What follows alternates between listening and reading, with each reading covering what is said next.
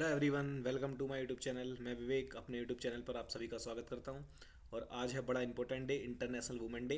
तो जिसके बारे में मैं तुम्हें बताने वाला हूं।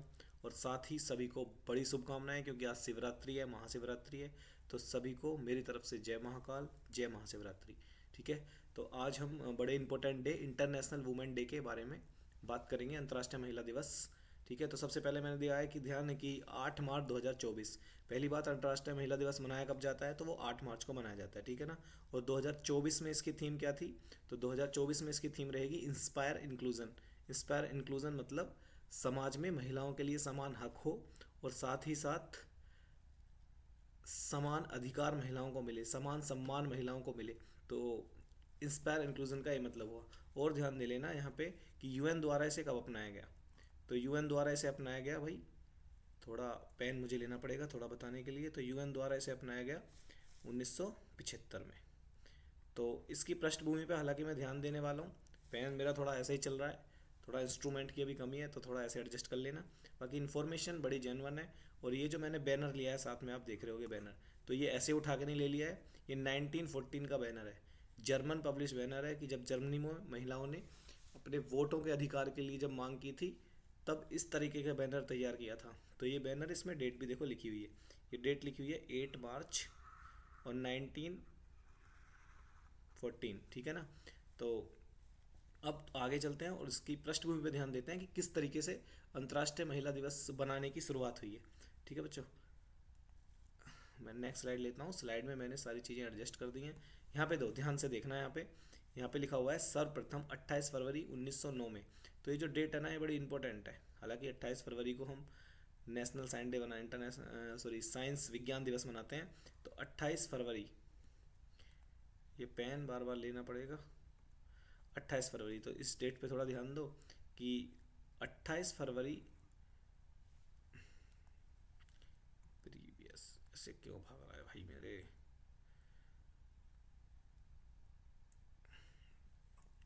हुआ क्या कि 28 फरवरी 1909 में लगभग 15,000 महिलाएं, लगभग 15,000 महिलाएं न्यूयॉर्क में इकट्ठा हुई।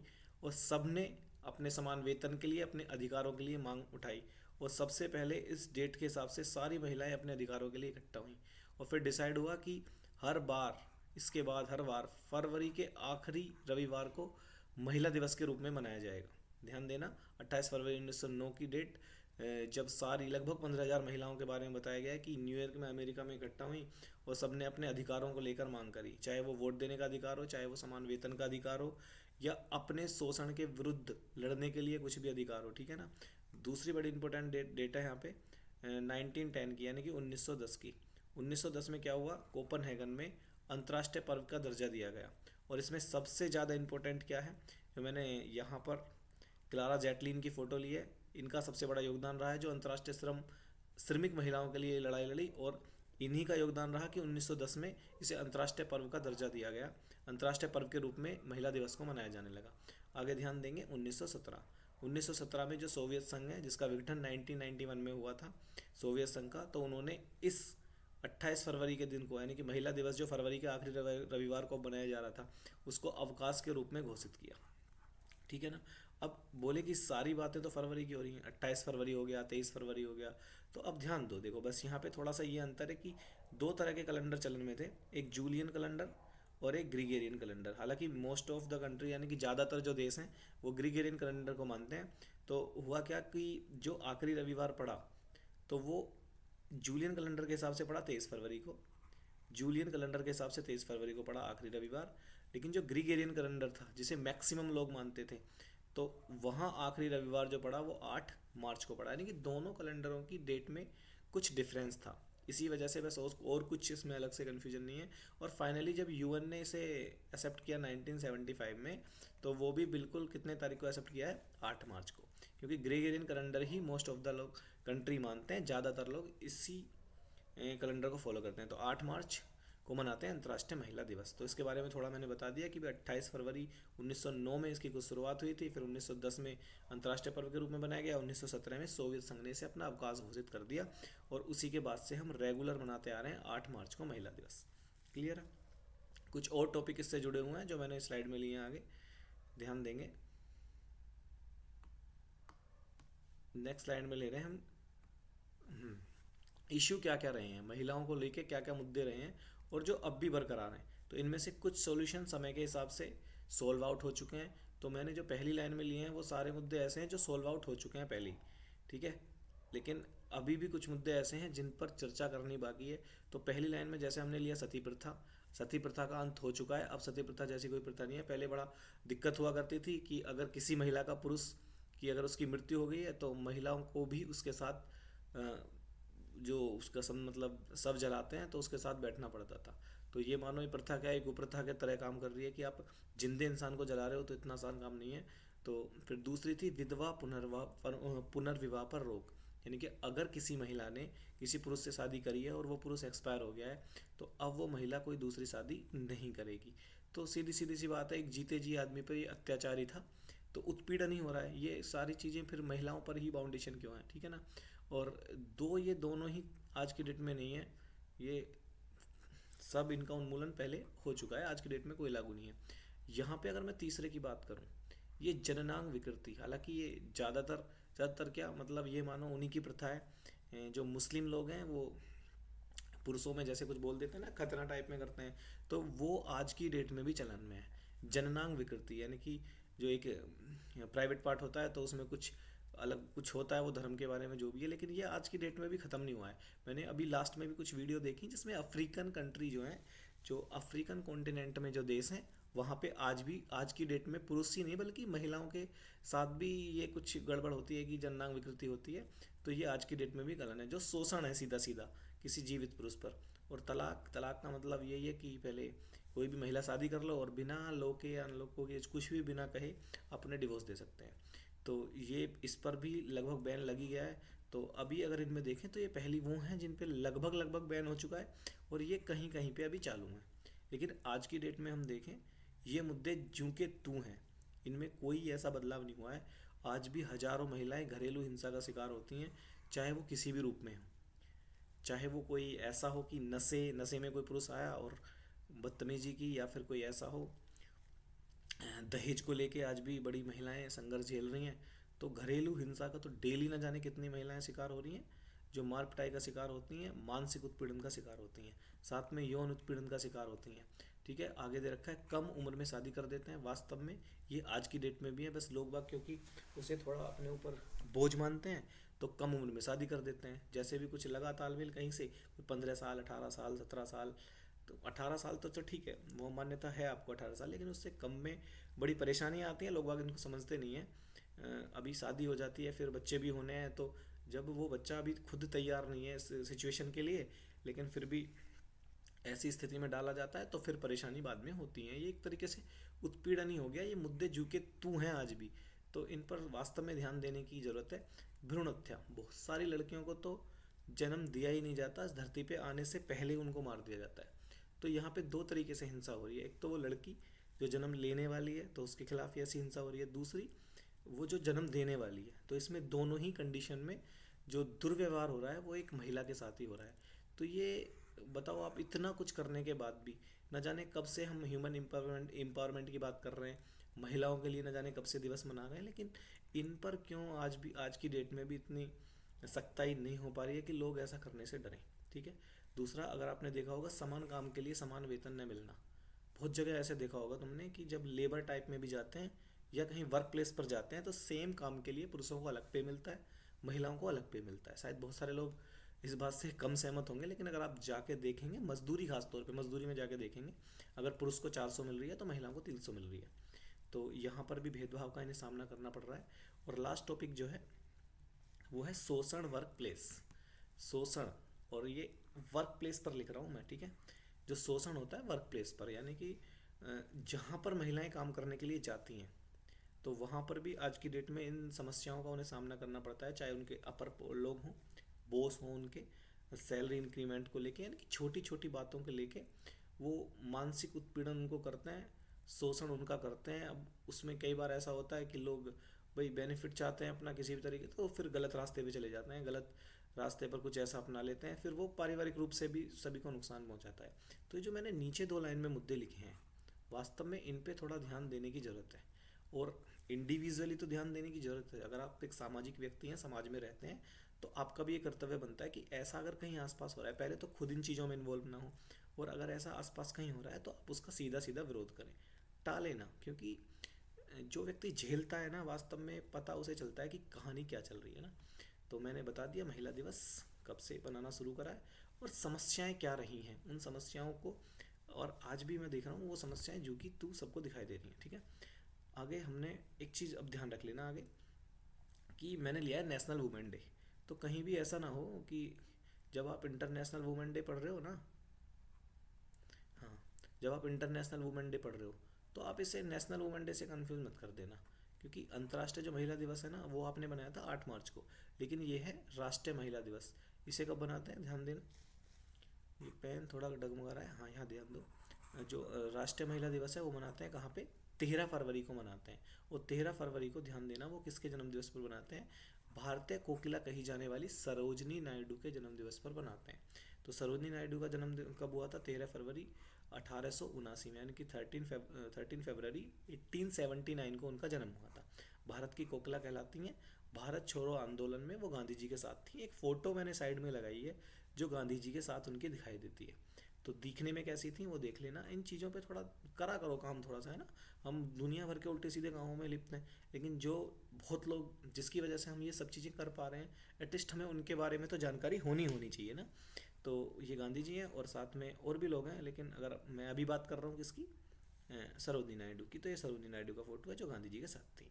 बाद में यूपी की राज्यपाल भी बनी। हालांकि जब भारत छोड़ो आंदोलन चल रहा था उस समय जेल में भी गई हैं 21 माह के लिए। तो देखो ऐसे संघर्षों को कौन देख पाता है अभी ना। 21 माह के लिए ये महिला होते हुए जेल में रह गई हैं। और सारी चीज़ें मैं क्यों ले रहा हूँ ये, क्योंकि सारी की सारी चीज़ें वुमेन से जुड़ी हुई हैं, महिलाओं से जुड़ी हुई हैं। आज पूरी स्लाइड, जितनी भी स्लाइड्स में मैंने डाटा लिया है वो सब महिलाओं को लेकर लिया है, ठीक है ना। तो हम जानेंगे ना, राष्ट्रीय महिला दिवस मनाते हैं 13 फरवरी को, और किसके दिवस पर मनाते हैं, सरोजनी नायडू के जन्म दिवस पर, जिन्हें भारत कोकिला भी कहा जाता है। ठीक है, चलते हैं आगे। नेक्स्ट स्लाइड में देखेंगे। हाँ, इम्पोर्टेंट महिलाएं, देखो वो सारी कहानी पीछे की ख़त्म हो गई है, लेकिन मेरा मन था कि मैं एटलीस्ट कुछ ऐसी महिलाओं के बारे में और बताऊं जो बिल्कुल वुमेन एम्पावरमेंट दिखाती है, महिला सशक्तिकरण दिखाती हैं। वो महिलाएं जो अपने जीवन में नहीं हारी और किसी भी जिस हद तक वो कुछ कर सकती थी। देखो आज की डेट में तो सुविधाएं इतनी हो गई हैं कि मुझे नहीं लग रहा ज़्यादा किसी को समस्या है, लेकिन पहले बड़ी दिक्कतें होती थी। इन कामों के लिए महिलाओं को निकलना दुर्भर हो जाता था। एक सेकेंड, ठीक है, अब थोड़ा पढ़ो इनके बारे में। ये मैंने लिखा है मदर टेरेसा। शायद कोई ऐसा व्यक्ति होगा जो इनको नहीं जानता होगा। मदर टेरेसा के नाम को शायद ही कोई ऐसा व्यक्ति होगा जिन इनको नहीं जानता होगा।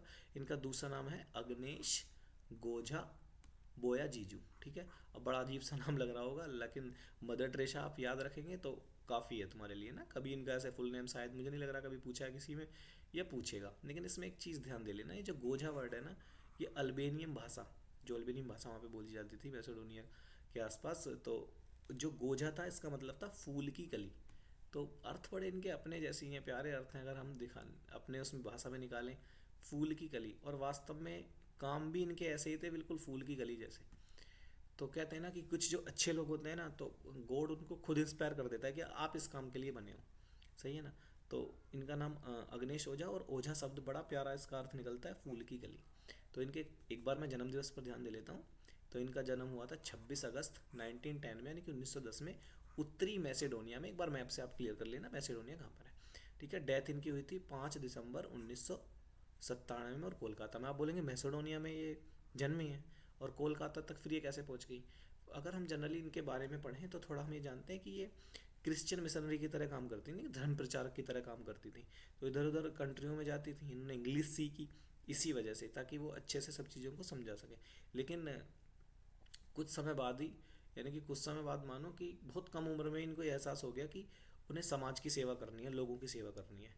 इनको बड़ी क्रिटिसाइज झेलनी पड़ी, बड़ी निंदा झेलनी पड़ी। लोग इन पे इल्ज़ाम लगाते थे कि भाई ये जो महिलाएं हैं ये लोगों का धर्म परिवर्तन करवाती हैं, लोगों को इस्लामिक, सॉरी, लोगों को ईसाई धर्म में परिवर्तित करती हैं। लेकिन ऐसा काम इनका नहीं था, ठीक है। ये लोगों की, इस फोटो में भी आप देख रहे हैं कि मदर टेरेसा एक बूढ़ा व्यक्ति है, उसे शायद कुछ खिला रही हैं या फिर पानी वगैरह पिला रही हैं। तो इन्होंने पूरा जीवन लोगों की सेवा में लगा दिया। तो इससे जुड़े हुए कुछ क्वेश्चंस भी हैं जो मैंने साथ में लिए हैं, आप उन्हें अच्छे से देख लेना। जैसे अगर मैं बोलूँ कि भाई कोलकाता में डेथ हुई है, तो सीधी सी बात है वो भारत में रही हैं, तो भारत की नागरिकता नागरिकता उनको कब मिली? तो भारत की नागरिकता याद रख लेना 1948 में स्वयं उन्होंने भारत की नागरिकता स्वीकार कर ली, और ऐसे लोगों को कौन नागरिकता नहीं देगा। और भारत में ध्यान रख लेना 48 में नहीं आई है, आई थिंक मुझे लग रहा है 1929 में पहले ही ये वर्क करने लगी थी देश में आके, लेकिन फाइनली इनको नागरिकता मिल गई 1948 में। पद्मश्री मिला, पद्मश्री मिला 1962 में। फिर नोबेल पुरस्कार मिला इनको 1979 में, नोबेल पुरस्कार 1979 में। और भारत रत्न मिला है 1980 में। थोड़े से मैं इनके बारे में बता देता हूँ, ये तो ऐसा डाटा हो गया कि सीधा सीधा मैंने उनको बता दिया। माता पिता के नाम याद रखने की जरूरत नहीं है, लेकिन इनसे जुड़े हुए आप किस्से जरूर पढ़ सकते हैं। जैसे एक दो किस्सा मेरे सामने है, इसमें पूरी स्लाइड में बस ये मान लो कि वुमेन एम्पावरमेंट की ही बात होगी। क्यों? क्योंकि पहली बात तो मदर टेरेसा ने अपने ज़िंदगी भर स्ट्रगल करा, और जो इनकी माता जी थी उनका स्ट्रगल भी कम नहीं था, क्योंकि इनके पिताजी की बहुत कम उम्र में, ये 5 भाई बहन थे जिनमें से फाइनली 3 ही बचे थे, 2 की पहले ही मृत्यु हो गई थी। तो मदर टेरेसा में सबसे छोटी बहन थी, इनमें सब में छोटी थी। तो जब ये आई थिंक मुझे लग रहा है 8 1 साल की रही होंगी, तभी इनके पिताजी का देहांत हो गया था। और सबसे गड़बड़ देखो क्या बात हुई थी।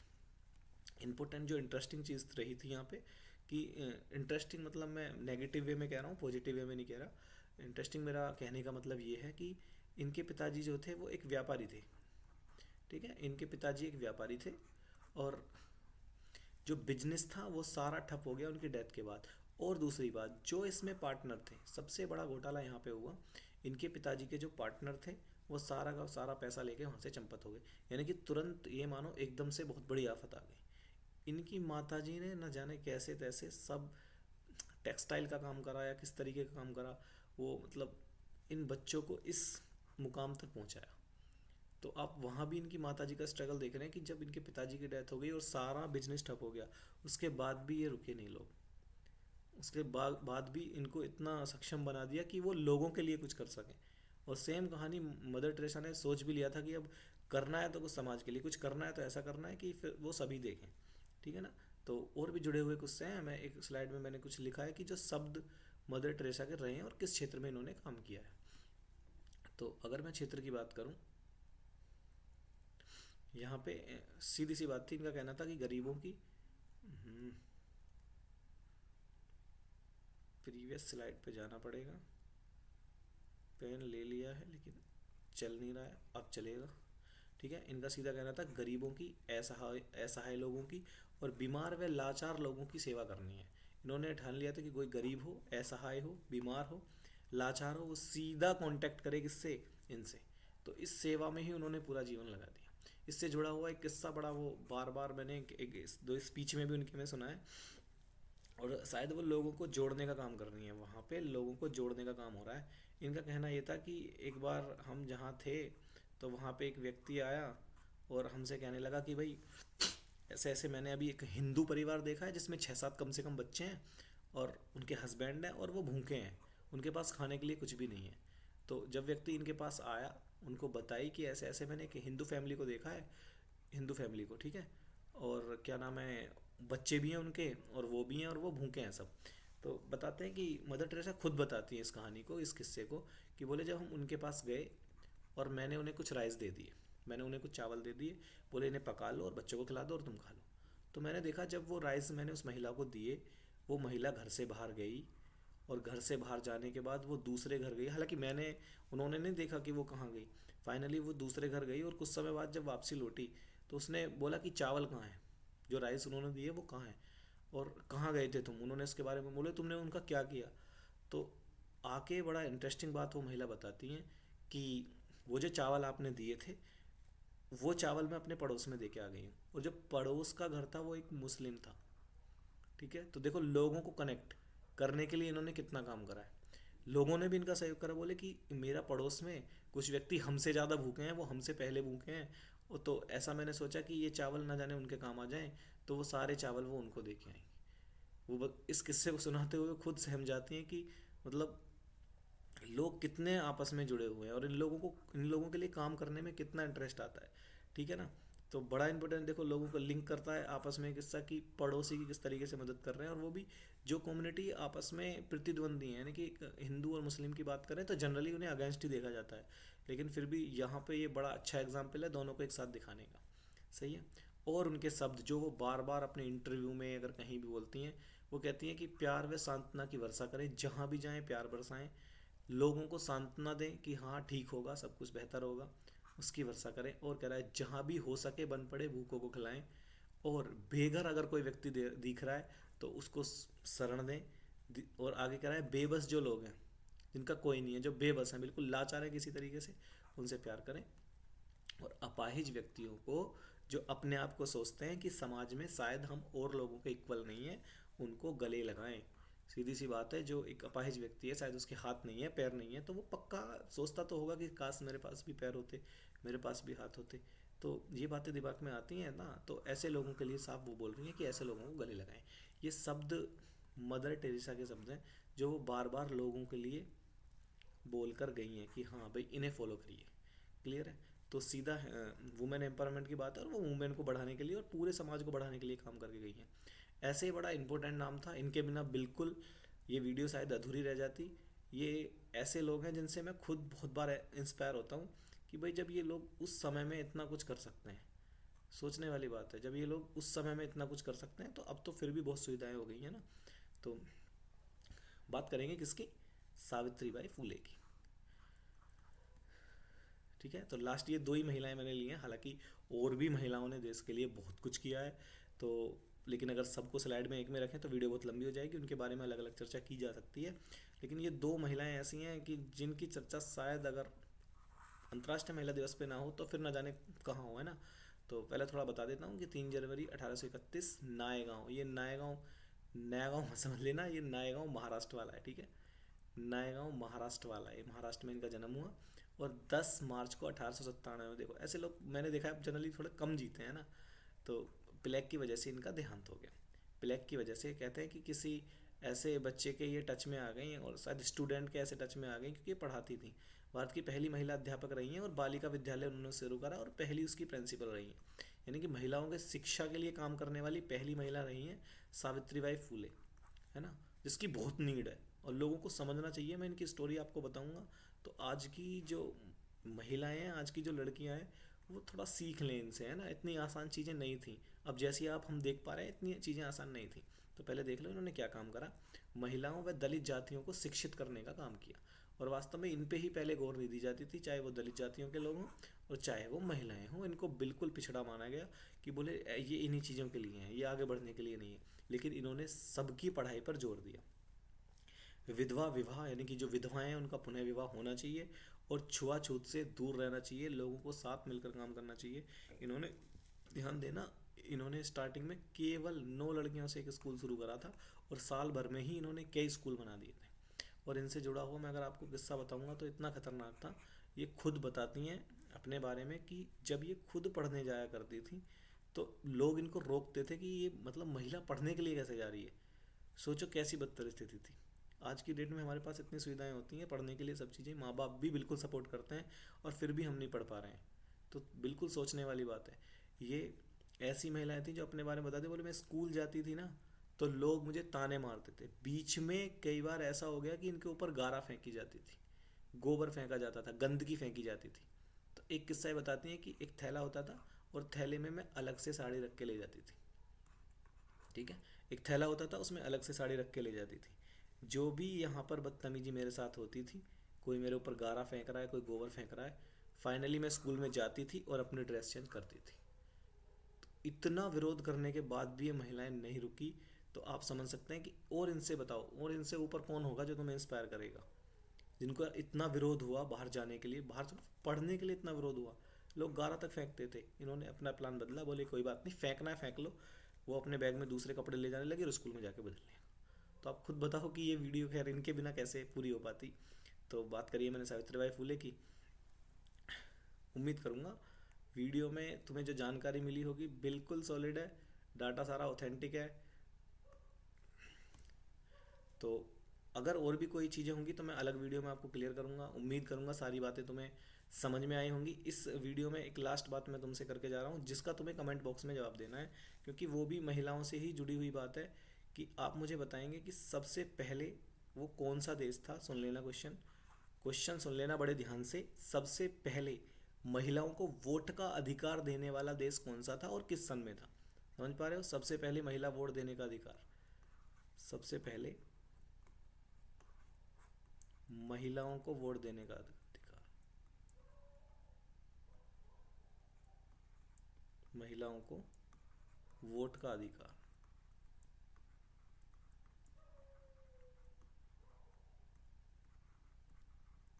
देने वाला देश कौन सा था और कब था। ठीक है। और फाइनल देखो, मैं जनरली किसी वीडियो में नहीं कहता हूँ कि आप आगे शेयर करिए। मैंने कभी तुमसे नहीं कहा मेरे चैनल को सब्सक्राइब करिए। करिए, आपका मन है तो आप करिए, नहीं मन है कोई दिक्कत नहीं है। लेकिन कम से कम अगर आपको लग रहा है कि हाँ भाई थोड़ी सी जानकारी इसमें है कि लोगों तक ये पहुँचनी चाहिए, ऐसी जानकारी और भी लोग जाने, तो प्लीज़ वीडियो को शेयर कर देना। बस इतना ही है। Thank you.